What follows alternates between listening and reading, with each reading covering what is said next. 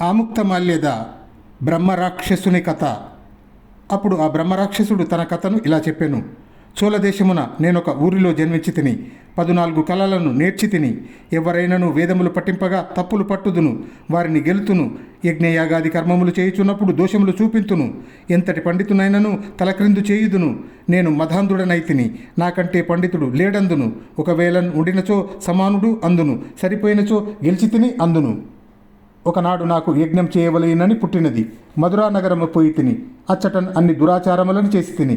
సంపాదించిన డబ్బు వడ్డీకిచ్చి వారితో పోట్లాడి చెప్పుటకు వీలు లేనన్ని నీచపు పనులు చేసి తిని. బోలెడంత డబ్బు సంపాదించి తిని.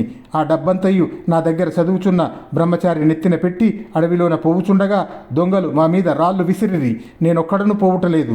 దారిలో భద్రముగాను ఉండుటకు వర్తకుల గుంపు పోవుచుండగా వారితో పోవుచుంటిని. దొంగలు మమ్మందరిను దోచుకొనిరి. కాకశ్మశ్రువు అను ఒక చండాలుడు నా వెంట పడెను. వాడు కత్తితో నా కొంకులు నరికెను. వాడు నా మొలన ఉన్న డబ్బంతయు హరించెను. నాకు వాడెవడో తెలియను. నేను ఊరక ఉండినను పోయేటిదే. ఇట్లాంటిని, ఊరి ఎక్కడికి పోవుదు, నీవు మా ఊరి ప్రక్కవాడవే కదా అనగా వాడు నన్ను పెడపోట్లు పొడిచెను. నేను పడిపోయి తిని.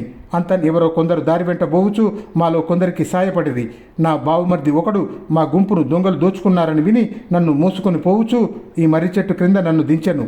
అతనికి దప్పిక కాగా దప్పిక తీర్చుకొని వత్తమని వెళ్ళాను. అతడు తిరిగి వచ్చినప్పటికీ నేను ఇట్లయితిని.